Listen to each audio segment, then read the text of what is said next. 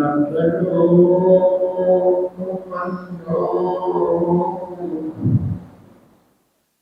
कालकुंड सिंधो पतितं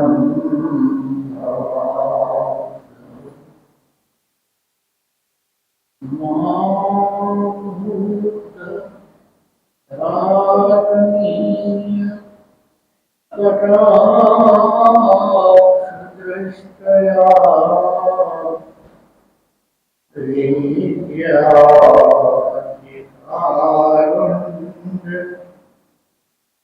सुधारितृष्टया।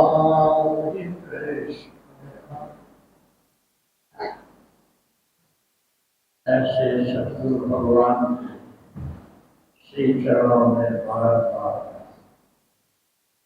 आइए हम सब भाई बहन मिलकर के अपने उस परमात्मा जो गुरु ब्रह्मा भी है, विष्णु भी है, भगवान शिव भी है, साक्षात पारब्रह्म परमेश्वर भी है, हम लोगों को तारने के लिए, हम लोगों को भवसागर से पार करने के लिए और इसी घर गृहस्थी में रहते हुए ऐसे गुरु भगवान को आइए हम सब भाई बहन सत्संग नमन करें, सत्संग नमन करें, सत्संग नमन करें।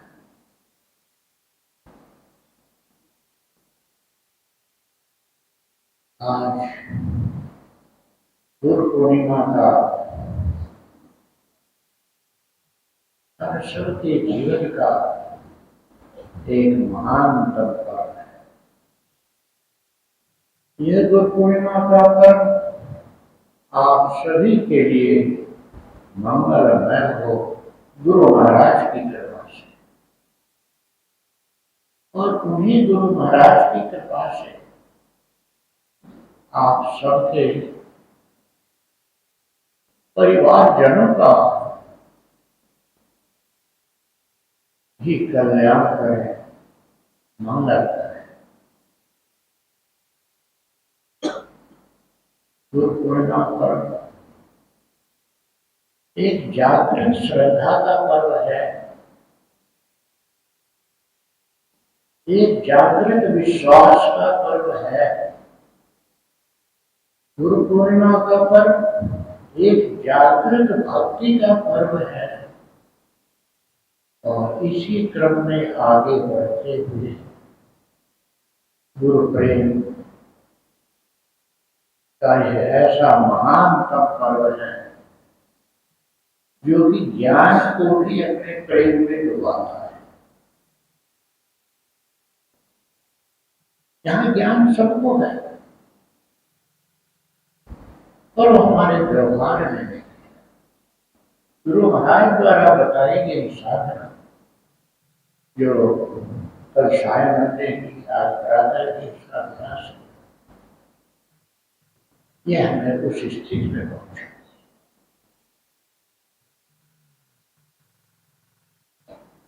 जागृत श्रद्धा ज्ञान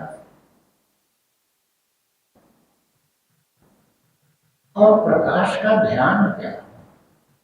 यहाँ जो हम प्रकाश का ध्यान करते हैं वो साधारण प्रकाश का ध्यान नहीं है, वो पार ब्रह्म परमेश्वर का जागृत प्रकाश, दिव्य प्रकाश का ध्यान है। वो प्रकाश हमें दिखे या न दिखे, जैसे बिजली हमें नहीं दिखती है और उसका काम पंखे चल रहा है, इसी तरह से ये जो जागृत श्रद्धा है ये हमें अपने गुरु से जोड़ती है। यहाँ की साधना में हम अपने गुरु के, अपने पारब्रह्म परमेश्वर के सामने बैठते हैं। सामने बैठना एक बात है, लेकिन यह साधना इतनी ऊंची गुरु महाराज ने हमको दी है कि धीरे धीरे जिनका भी आप ध्यान करते हो, आपके जो भी गुरु महाराज हो, आपके जो भी इष्ट या जो भी परमात्मा हो, देवी देवता हो, उनकी दिव्य शक्ति उस प्रकाश के माध्यम से हमारे साधक के अंदर आती है। यह श्रद्धा का उन्हें एक विश्वास का धर्म होता है और इसमें कुछ ज्यादा समय नहीं लगता, बस कुछ ही समय नियमित अभ्यास करते रहे, जैसा कि परम पूज्य गुरु महाराज का आदेश है, तो ये चीजें व्यवहार में आ जाती है। यहाँ केवल प्रवचन तो बहुत सुन ली, पुस्तकें तो बहुत पढ़ ली, पर वो ज्ञान, वो चीज हमारे व्यवहार में आ जाए, हमारे स्वभाव में आ जाए, हमारे चरित्र में आ जाए, ये गुरु महाराज की इस साधना से बड़ी आसानी से मिल जाता है। यहाँ कोई उपदेश नहीं दिया जाता कि आप ऐसे रहिए, ऐसा करिए। ये प्रकाश ऐसा है कि आप पढ़े हो या न पढ़े हो, धनी हो या गरीब हो, जिस भी अवस्था में आप हो, उस अवस्था में यह ज्ञान हर एक के अंदर है। इस ज्ञान को पाने के लिए कहीं अन्यत्र भटकने की आवश्यकता नहीं है। कमी है तो एक प्रकाश है। प्रकाश जो हम ध्यान करते हैं, ये दिव्य प्रकाश जो जो हमारे अंदर जाता है, तो वो ज्ञान हमारे हृदय में ही प्रकट होता है और इतने शक्ति संपन्न होता है कि हमारे जीवन में धीरे धीरे धीरे धीरे परिवर्तन आता है।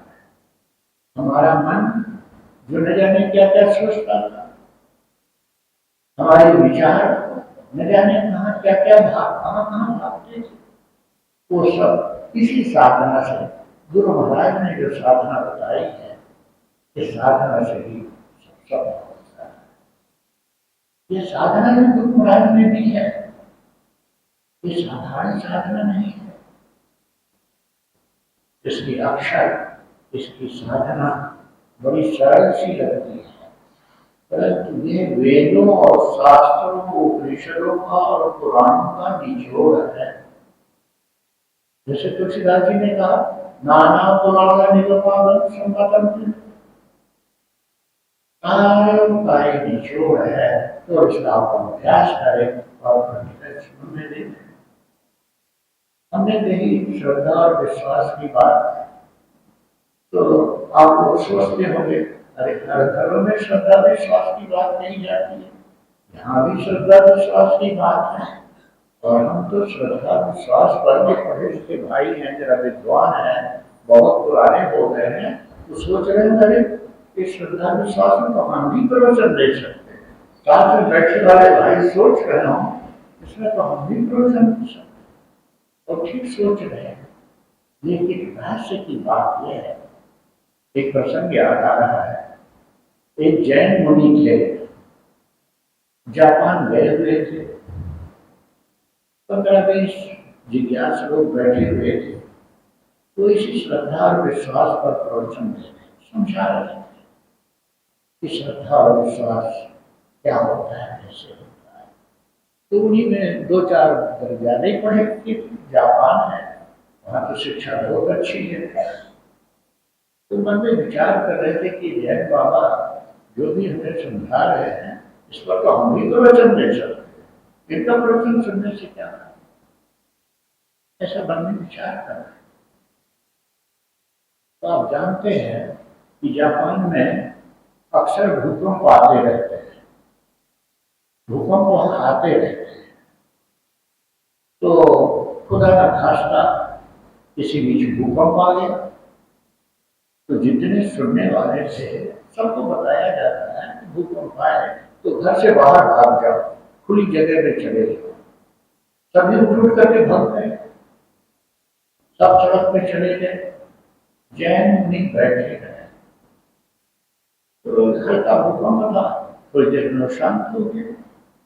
जब शांत हो गया तो सब साधक अंदर आए और उन्होंने आगे प्रश्न किया कि महात्मा जी, भूकंप से बचने के लिए तो कहा जाता है कि बाहर भागना चाहिए, हम तो बाहर भागे, आप क्यों नहीं भागे, आप तो यहीं बैठे रहते। महात्मा ने कहा कि आप अपनी श्रद्धा और विश्वास यही छोड़ करके भागे थे, और मैं आपसे तेजी से भगा, जितनी तेजी से आप भगे उससे भी तेजी से मैं भगा। आप बाहर भगे और मैं अंदर भगा, मैं अंदर भगा, मैं अंदर भगा। रहस्य को आप समझ, अंदर भगने का तात्पर्य क्या है? अंदर हमारा परमात्मा है। मैं उसी श्रद्धा और विश्वास को लिए हुए अपने हृदय में चला गया जहाँ मेरा परमात्मा है, जो अखिल ब्रह्मांड का नायक है और जो रक्षक। यह होता है श्रद्धा और विश्वास का जागृत स्वरूप, जो कि गुरु महाराज के दरबार में हम सब बिना किसी प्रयास के, जैसा कि कल भाई श्री बख्शी जी और एडवोकेट साहब से सुन रहे थे, ये चीज गुरु महाराज की हर गुरु देन है, ये जीवन में आ जाती। एक बात और है, जैसे छोटा बच्चा है, बहुत छोटा बच्चा है, कुछ समय बाद वो बच्चा बड़ा बच्चा बनता है, बालक बनता है, फिर कुछ समय बाद वो तरुण होता है और इसके बाद वो युवा होता है। ये अवस्थाएं हैं जो हर एक बच्चे के जीवन में आती है। ठीक यही अवस्थाएं अध्यात्म विद्या में भी आती है। यही अवस्था है, छोटा बच्चा शैशवावस्था, थोड़ा बड़ा हुआ बाल्यावस्था, थोड़ा और बड़ा हुआ किशोरावस्था, और तब जाकर के वो तरुण अवस्था प्राप्त होती है। इसी तरह से अध्यात्म विद्या में भी, औरों को तो हम नहीं कहते, परंतु हम अपने को कहते हैं, अभी तो हम शिशु ही हैं, KG1 के ही अध्यात्म विद्या के छात्र हैं, KG1 से आगे नहीं बढ़ पाते। पर एक बात निश्चय है, गुरु महाराज के दरबार में एक बार निश्चय है कि हम उनके दरबार में हैं। भले ही आज हम शिशु अवस्था में है, लेकिन रास्ता मिल गया है, पवित्र रास्ता मिल गया है, एक ऐसा सहायक मिल गया है जो सर्वशक्ति। गुरु महाराज ने दो ही बातें बताई कि एक तो चैतन्य प्रकाश को जीवन में अपने साथ लेकर चलो, और दूसरी बात जो उन्होंने कही कि किसी अनुभवी पथ प्रदर्शक का हाथ पकड़कर या उसके पीछे पीछे उसके पथ प्रदर्शन। तो इसी तरह से अध्यात्म विद्या में आध्यात्मिक जो अनुभवी ज्ञान है, पुस्तकीय ज्ञान की हम चर्चा नहीं कर रहे। पुस्तकीय ज्ञान तो डॉक्टरों का है, इंजीनियरों का है, और बड़े बड़े प्रोफेशन कर्ताओं का है, पुराणों के प्रोफेशन कर्ताओं का है, या हमारा वाचिक ज्ञान है। मरने के साथ ही ये सारा ज्ञान खत्म हो जाता है। लेकिन आध्यात्मिक संपदा का ज्ञान जो इस साधना से आपके जीवन में आ गया है, वो नष्ट नहीं होता, वो नष्ट नहीं होता। सारा पुस्तकीय ज्ञान मरे कहाँ खत्म, डॉक्टर मर गया, उसकी सारी डॉक्टरी खत्म। लेकिन अध्यात्म विद्या का जिसको अनुभवी ज्ञान है, वो ज्ञान नष्ट नहीं होता। अर्जुन को शंका हुई थी कि भगवान इस अध्यात्म विद्या के रास्ते में जो चलने वाले हैं वो तरुणाई तक नहीं पहुंच पाए, अध्यात्म विद्या की पूर्णता को नहीं प्राप्त कर सके, उस अवस्था को नहीं प्राप्त कर सके जहां से कि मुक्ति के आगे भी है। स्वर्ग बहुत निचली चीज है, मुक्ति भी कोई खास चीज नहीं है, मुक्ति के आगे भी कई मंजिलें हैं। लेकिन जो साधक, जैसे हमने कहा कि KG1 या बाल्यावस्था या किशोरावस्था में, अध्यात्म विद्या की किशोरावस्था में शरीर शांत हो गया, तो क्या उसका ज्ञान नष्ट हो जाता? वो यूं ही खत्म? भगवान ने कहा नहीं। शुचि नाम श्रीमताम ये योग भ्रष्टो भी जाए, कि भगवान श्री कृष्ण के शब्द हैं ये शुचि नाम पवित्र घर है, श्री मकान, पवित्र और श्री मकान मतलब पवित्र कुल में भी जन्म होता है अच्छा, और धनवान भूल खाने पीने ऐसा खराबती नहीं, परंतु श्री मकान धन संपत्ति वाले घर में उसका जन्म, और फिर समय आकर के वो विद्या उसे पुनः प्राप्त हो जाती है और उससे आगे वो बढ़े। ऐसा है ये अध्यात्म और ऐसा है गुरु महाराज का यह करना। इसलिए विनती इतनी ही है कि लगे रहे हम गुरु महाराज के चरणों का सहारा लिए रहे, और मंजिल चाहे जितनी दूर हो, मंजिल चाहे जितनी दूर हो, ठीक रास्ता हो, रास्ते में प्रकाश हो, पथ प्रदर्शक साथ हो, पथ प्रदर्शक माने गुरु, गुरु शक्ति संपन्न वो साथ हो, तो पहला एक कदम से अगर आप आगे बढ़े तो लक्ष्य उतना एक कदम कम हो गया, एक कदम लक्ष्य के नजदीक आप पहुंच गए। लेकिन गुरु कौन होता है, गुरु कौन होता है, हम गुरुओं की बात नहीं कर रहे, सभी पूछे जो गुरु कहते हैं सभी पूछे, परंतु इस दरबार में उन गुरुओं की बात हम नहीं करते जो कि कान में मंत्र देकर के अलग हो जाते। हम उन गुरुओं की बात नहीं करते जो कि अपने दूसरी तरह का सन्यासी या और भी आश्रम का समान। हम तो गृहस्थ हैं, हमें तो ऐसा पथ प्रदर्शन चाहिए जो कि गृहस्थ जीवन की मुसीबतों को जानता हो। निश्चय जानिए गृहस्थ जीवन में करोड़ों बाधाएं हैं, करोड़ों बंधन है, गृहस्थ जीवन में अनंत जिम्मेदारियां हैं, लेकिन गुरु महाराज की साधना से जो शक्ति संपन्न हो जाता है, इन बंधनों में रहते हुए भी वो बंधन मुक्त है। गुरु महाराज की साधना की सबसे बड़ी एक विशेषता है। तो जैसा कि कल प्रिय भाई देवादास से सुन रहे थे कि बड़े भाग्य से यह सत्संग मिला है, इसलिए समय की, इस अवसर की, इस जीवन की कदर करें, चेत जाएं, सावधान हो जाए और चल पड़े, इस साधना को अंतःकरण से स्वीकार। निश्चय जानिए आपका गृहस्थ जीवन भी बंधनों में रहते हुए भी आप बंधन मुक्त रहेंगे, मोह वाले जाल में रहते हुए मोह में फंसेंगे नहीं, मोह का स्वरूप बदल जाएगा, मोह प्रेम में बदल जाएगा। मोह सकल व्याधि निर्मूला,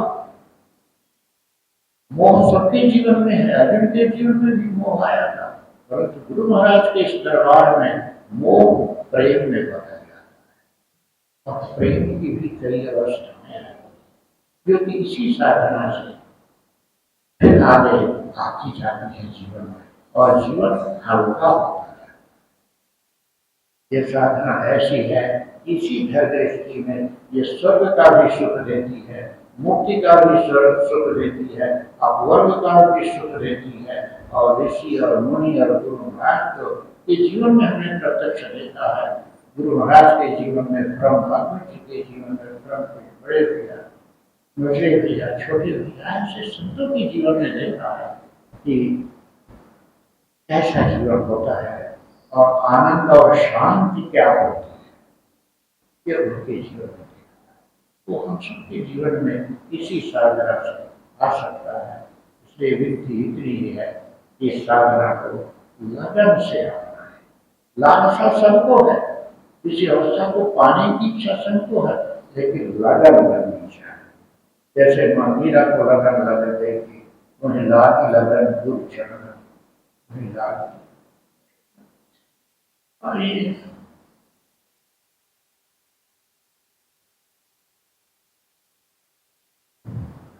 गुरु चरण क्या होते हैं मुझे समझा नहीं। लागी लगन गुरुचरण नहीं है।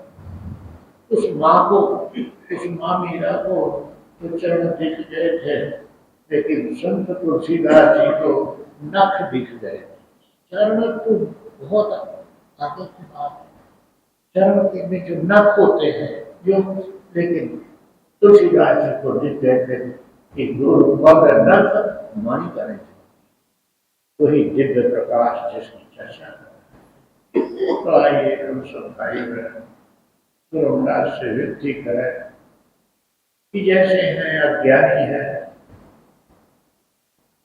और हैं आपके पुत्र, आप नाम सुनकर आए, आप हम सब पर दया करें, सब पर कृपा करें, जैसे भी है आपके हैं। हम सब आज गुरु पूर्णिमा के इस महान पावन पर्व पर आपके श्री चरण में, श्री चरणों की शरण में बैठे हुए आप कृपा करें।